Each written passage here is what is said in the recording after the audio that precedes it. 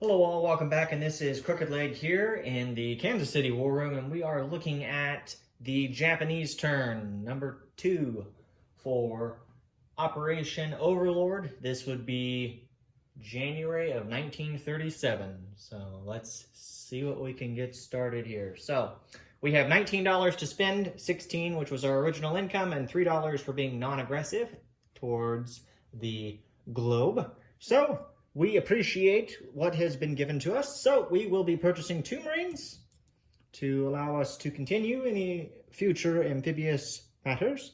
We are going to upgrade a militia to an infantry, and we're going to buy 3 additional infantry for $9. So 9 plus 2 would be 11, plus another 8 would bring us to the 19 that we have to spend. So, our first matter that we're going to do, we have a little bit of housekeeping. So, I, for some unknown reason, apparently missed an infantry that would have been starting in Kyushu, and my good friend, the veteran, over in Europe, for the Axis powers, pointed out that it was not there at the start of our last turn to begin the game. So, we will place an infantry in Kyushu that should have been there at the start. Now, we're not going to confuse matters or make things more difficult by saying that it was at another location. It will instead be at that location to begin this turn. So, without further ado, let's jump into this turn here with some non-combat moves. So, we understand, as the Japanese Empire, that we may or may not have put a bit of pressure on things in the southwestern Indian Ocean. So, to alleviate matters, and as an action of good faith towards our British comrades, we will remove all forces from said sea zones, and they will be moved back up towards Sea Zone 54. So, without further ado, we will be moving all of the units here in 122, and they have 3 movement available to them, and they will move 1, 2, 3, and go back to Sea Zone 54. All of the ships that are here in Sea Zone, covered up here, 88, will also move back to Sea Zone 54, with all of the aircraft landing instead in Korea. So they'll use their movement, and they have 4 movement available. They're going to use 1, 2, 3. So they are all there in Korea without an issue. We'll bring all of the fighters here in Formosa, and they have 4 movement. They'll move 1, 2, 3. Ignore the fact that that fell out. But again, all of them are there. So, all of the aircraft, again, are in Korea, as you can see there. And again, like I said, we're moving all of the ships that are in Sea Zones 88, 122, and I'll go ahead and throw it out there also, 89, up to Korea. The transports are going to offload all of their units into Rihe.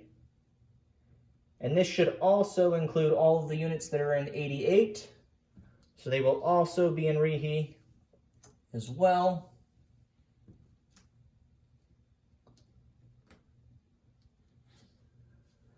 All right, so that shows there without an issue. Also, I want to note just that it was already placed before, but our friends, the British, on the last turn, placed a heavy cruiser that was missed during setup as well in Sea Zone 56, so that will be in 56. We're going to move that from 56 into Sea Zone 54.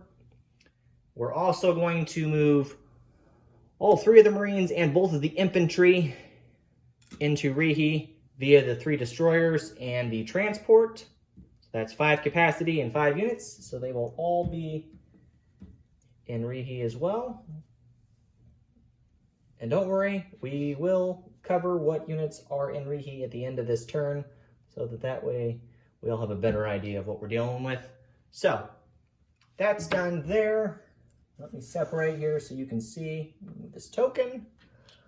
Again, as we noted, all of the ships that we have are going to be here in Sea Zone 54, off the coast of China.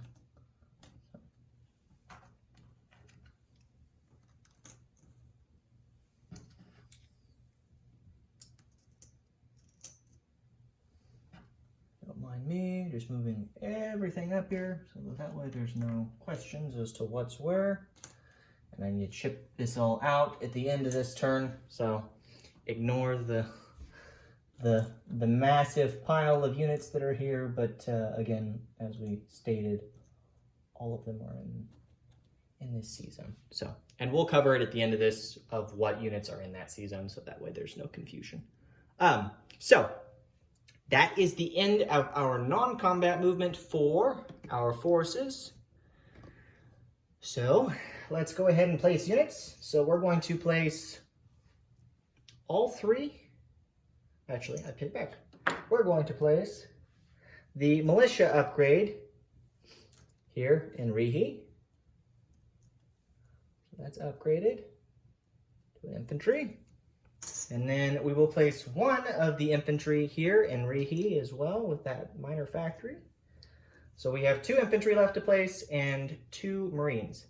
So we will place 1 infantry in Kyushu along with the 2 Marines.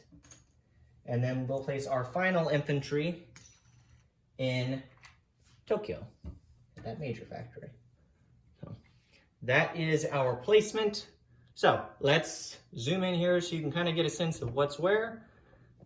Ending the turn, we have 1 infantry in Tokyo, we have 1 infantry and 2 Marines in Kyushu. In Rihi, we have 3 Marines, we have 2, 3, 4, 5, 6, 7, 8, 9, 10, 11, 12. We have 13 infantry and 1 motorized. So let's go ahead and chip that out here so you can see that. So take those off.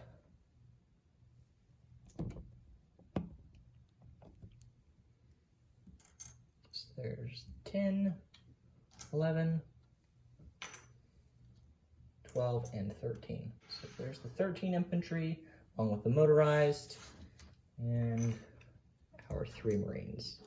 And we also mention, or would mention, that we appreciate the gift that was given to us by our Russian comrades on this past turn. So thank you for your noble efforts in delivering us an additional Marine.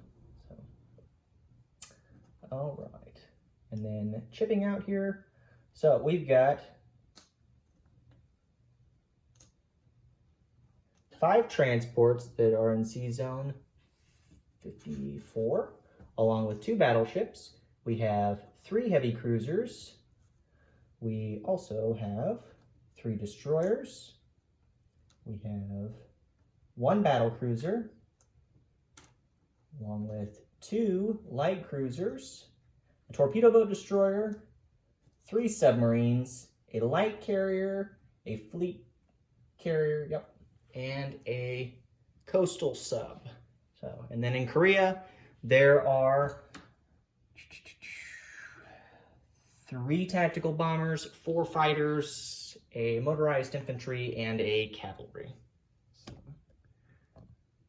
and again, that is all of our units that we have as the Japanese. We have pulled everything back that was positioned to the south in or near the Indian Ocean or near the East Indies Islands, and they are all positioned here in C-Zone 54, as well as all the land units are in Rihi and or Korea. So, thank you all for tuning in. Income going into the next turn is going to be $19 yet again, and I just realized that we didn't do our tech roll. So, we're gonna go ahead and do that real quick. It won't have much of an impact. We're gonna just do 1 roll, and it's gonna be for long-range aircraft. So let's hope for a 7 or higher, but we probably won't get lucky. So, yeah, look at that. So we got a 2. So next time we'll remember to do it at the start of our turn, so we do apologize for that, but didn't matter anyways this turn.